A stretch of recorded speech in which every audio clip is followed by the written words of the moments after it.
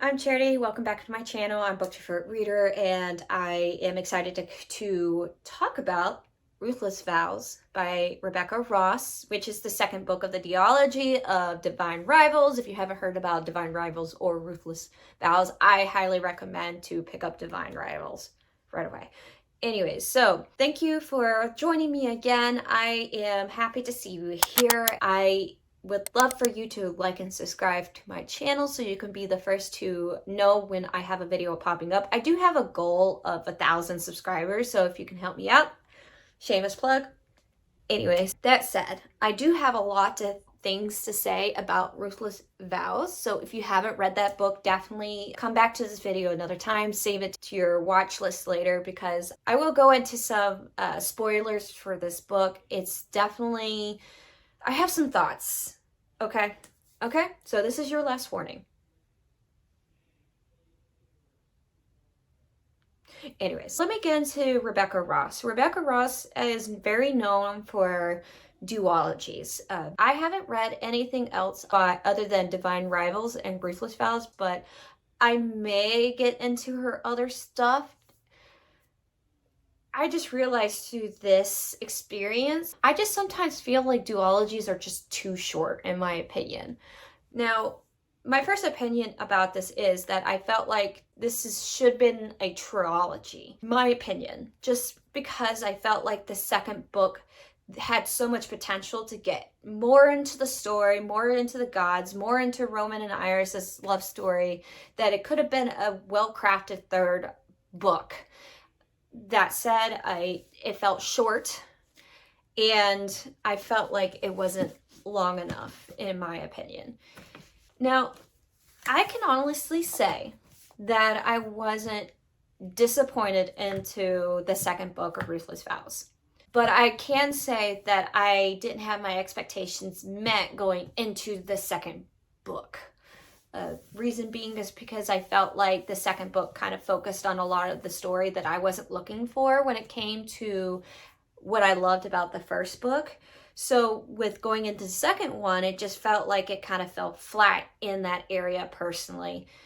I really struggled with rating my review for it because I didn't want to rate it based off of expectations that it didn't meet for me, but at the same time, it didn't feel like it deserved the rating that I gave it, but I gave it a 4-star anyways, just because I did theoretically enjoy it. Will I want to rush to read it again?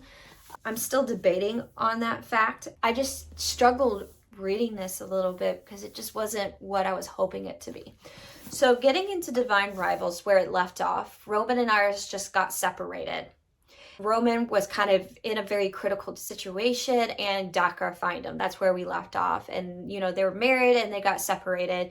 Iris went with Forrest, which she found her brother, and she went back to Oath. So with that being said, we are left off with here, where the story starts off, where Iris is going out and trying to find what happened to Roman, and haven't heard from Roman at all. And Forrest is like, if you just realize that if you do find him and Dakar found him, he's not going to have any memories of you whatsoever. So she still decides to I'm going to keep finding him. So she eventually kind of volunteers herself back to the war front. We go into Roman's point of view eventually, and he doesn't remember anything, but he slowly is getting his memory back. He's kind of being told that the reason why he doesn't have his memories is because Dakar healed him. And then it turns out over time that he gets healed just enough to be dependent on Dakar. They eventually meet up in these strange circumstances, and Roman kind of starts trying to remember. But also, too, I forgot, which is they somehow get back in touch as well through the typewriter, of course, and through a magical wardrobe. And even though he doesn't remember anything about Iris, he's still very drawn to her and things like that. So they start communicating secretly, and because he knows that if Dakar finds out that Roman has his memories back, he probably will get rid of the typewriter, which is his connection to this mysterious person, which is Iris. Over time, he starts getting his memory back, and things are starting to happen in Oath where Dakra does come back, starts revealing himself. There's uh, even like this secret group that is neither on Inva's or Dakra's side, and they're patrolling the streets and they're dangerous. It's a lot. Now, and then they eventually do get together, eventually, and they still end up together. But I guess my thing is that this book does focus a lot on the main conflict of the first book, which is the Inva and the Dakra War. It just really focused on that because Roman and Iris really spent a lot of time apart in this book. In Divine Rivals, they spent a lot more, even if they were like enemies to lovers, whatever, but they spent a lot of time apart from each other. And it was just not satisfying to me. I just wish there was more time. I kind of noticed that even in A Curse for True Love, this kind of happened with the whole memory thing where the main character spent a lot of time not remembering the main love interest. And it just was, to me, it was just not satisfying to me. It just felt like dead in the water to me. And I didn't really enjoy that aspect of the book. They didn't really truly get together till the last like 15 pages of the book. Like, there were moments where they were able to spend a stolen moment together because Dakra let Roman leave, but it wasn't really like what I was looking for. It was a lot of time spent in just the storytelling of Dakra, and then Inva pops up out of nowhere in a way, and I just felt like this was a part of the story that I just like, when were you important in this? You know, I guess because in Divine Rivals, you don't really get to know any of these gods that these people go to war for. And I like the explanation of it, but I just wish there was more time spent on it, and in like 3 books instead of just 2. Just because I just like more of that tension of Iris and Roman getting together and maybe fighting to stay together once they are together, and then maybe a conclusion of the 3rd book and they're fighting for this freedom in the 3rd book. Instead, it was like they spent time apart, and Iris was the one that kind of fought for the freedom of the country and eventually saves Roman's butt at the very end through a random letter that she just so happens to keep. I just wasn't really like, okay. One thing I kind of don't understand, because there was a particular weapon that was very shown, you know, through the whole thing. If you think about it, where this book is kind of set, it's like a World War I, World War II kind of setting, like that feel to it. And then all of a sudden, at the very end, what defeats Dakra is a sword. This sword, magical sword that is the only piece of weapon that can kill a god, and Iris suddenly, somehow through Inva, gets access to it and defeats Dakra. I just don't feel like it fits the story and the vibe that it was going for. It felt like it was just thrust into this medieval thing that you just didn't care for. It just felt like it wasn't authentic to the storyline. I mean, did I have a true problem with it? No, it's whatever. But I just felt like with how the story was going, the sword was just kind of an oddball thing in the book. One thing that bothered me, and I wish there was more time spent on, was the side characters of the story. A lot of side characters get introduced and given a personality, and I think that's where Rebecca Ross really shines with those characters.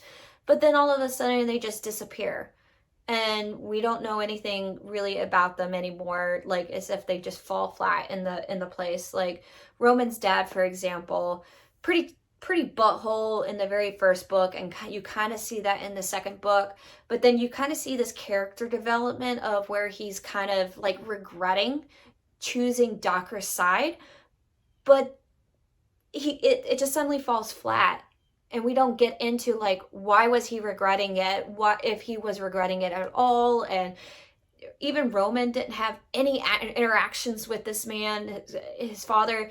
I felt like Iris had more interactions with Roman's dad than Roman had with his own father. And it would have been kind of cool to see that development and character of like why he started doing the, being choosing sides. Because you also saw him kind of like, don't touch my son, don't, this and that, and kind of sound like he regretted choosing Dakra. And then at the end, he gets this tiny little epilogue of what happened to him. And that was it. There was another character called like Captain Shane, and he was very pivotal in getting Roman out of the dungeons of Dakra. He was a big part in a rebellion and everything, and he got Roman out of there, and then all of a sudden, he just disappears. We don't really truly know what happened to his character. We have an idea what happened because they were kind of like basically getting rid of all the soldiers that were on Dakra's side. You don't see what happened to that captain. And I kind of, with him being so pivotal to the story, I kind of wish we had more of a satisfying ending to his side character. One thing also too that I just came to mind was the fact that there was this big group of brigade people that was like saying they're neither for Inva or for Dakra. Either or. They don't want either god running the show. So apparently they were these big things, and all of a sudden they show up, and they had a part in the ending of the war by getting rid of all the traitors. Even though they're in the middle, they get rid of Dakra people, but they don't really get rid of the people that were fighting for Inva. So I kind of felt like that was an interesting aspect of the storyline that wasn't really dived into, I think personally, because it would have been interesting for maybe more conflict with that side, because they're like, they don't want either or, but they were just like causing more danger for Iris to find a sword and get to safety and things like that. It was an interesting aspect of the story that I wish was delved into a little bit more. I did have a hard time at the very end. Forrest did pass away, protecting the one he loves. So we say. And it was really tough for me because the reason why Iris went into the war in the first place was to save Forrest, and he died in the war regardless. And that was really hard for me. I like a melancholy happy ending, like it's happy ending at the end, but it's just a little sad with a touch of sadness. I love those kind of endings just because, sometimes not everything is like, oh, this great thing happened, and happy ending. And, it's just, to me, it was great. The reason why this book didn't really totally like bomb for me was because we got a good epilogue of Iris's Roman story. You do see that they have a happy ending, and I was glad for that. It gave me the closure for me on the series that I really loved, but I wish we could have like gotten more throughout the book per se. Now that's just like some of the things that I wish there was a little bit more on. I love the side characters. I just wish there was more of it because they really, really played a part in the story. And I love this it's like a magical realism kind of in a historical fantasy setting. So it's definitely a different vibe than the fantasies that have been coming out lately. I just wish there was more time delve into the story and the characters. So that's my opinion. Definitely let me know below what your thoughts about Ruthless Vows. Tell me that you love it, or tell me what you don't love about it. I loved reading those, and I love hearing what you think. Definitely join me, subscribe, like, and I'll catch you later, readers. Bye.